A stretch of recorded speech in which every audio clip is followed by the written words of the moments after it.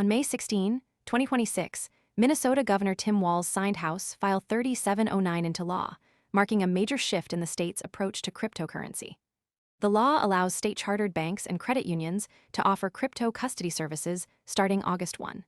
This means banks can now legally store and manage private keys for clients who want to hold digital assets. The law requires complete segregation of client crypto holdings from the institution's own assets, ensuring that customer funds are not mixed with bank operations. This is a significant step toward institutional adoption of crypto custody services in the Midwest. At the same time, the law bans the operation of cryptocurrency ATMs and kiosks across the state. The ban is set to take effect on the same date, August 1, and is intended to prevent fraud and consumer harm from unregulated crypto kiosks. The dual approach, allowing banks to custody crypto while banning ATMs, reflects a balanced regulatory strategy aimed at fostering innovation while protecting consumers.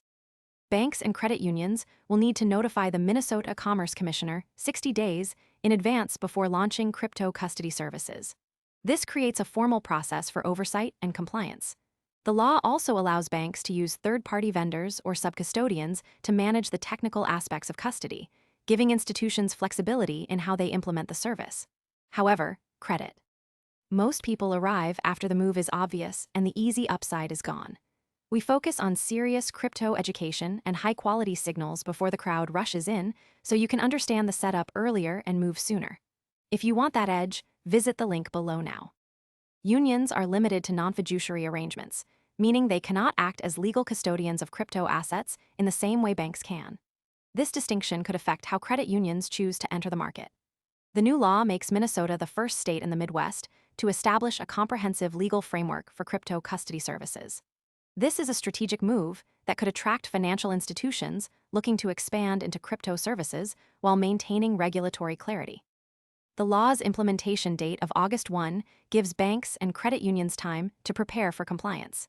The 60-day notice requirement also gives regulators time to review and respond to proposed crypto custody services. The separation of client assets is a key safeguard, reducing the risk of misappropriation or misuse of crypto holdings. This is particularly important given the history of crypto-related fraud and theft incidents at unregulated kiosks. The ban on ATMs is a direct response to consumer protection concerns, as these machines have been linked to scams and money laundering. By removing unregulated access points, Minnesota is aiming to reduce the risk of crypto-related financial crimes. The law also reflects a broader trend in U.S. crypto regulation, where states are stepping in to fill gaps left by federal inaction. Minnesota's approach is notable for its specificity and balance between innovation and oversight. The law's passage with bipartisan support suggests a growing consensus on the need for clear crypto regulations that protect consumers while enabling institutional participation.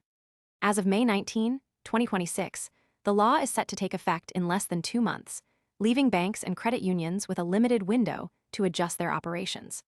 The next key signal to watch is whether other Midwest states will follow Minnesota's example and establish similar custody frameworks. The success of this law could influence the broader regulatory environment for crypto custody in the U.S., particularly in regions where banks are eager to expand into digital asset services. The law's impact will also depend on how banks. Most people arrive after the move is obvious and the easy upside is gone. We focus on serious crypto education and high-quality signals before the crowd rushes in, so you can understand the setup earlier and move sooner. If you want that edge, visit the link below now. And credit unions interpret and implement the new requirements. The use of third-party vendors could lead to a rise in custody-as-a-service models, where banks outsource the technical aspects of custody to specialized providers. This could affect the cost and availability of crypto custody services for consumers. The law's focus on segregation and notification requirements could also set a precedent for other states considering similar legislation. The next development to track is the actual launch of crypto custody services by Minnesota banks and credit unions in August. Observing how these services operate in practice will provide insight into the effectiveness of the new regulations and their impact on the broader crypto market.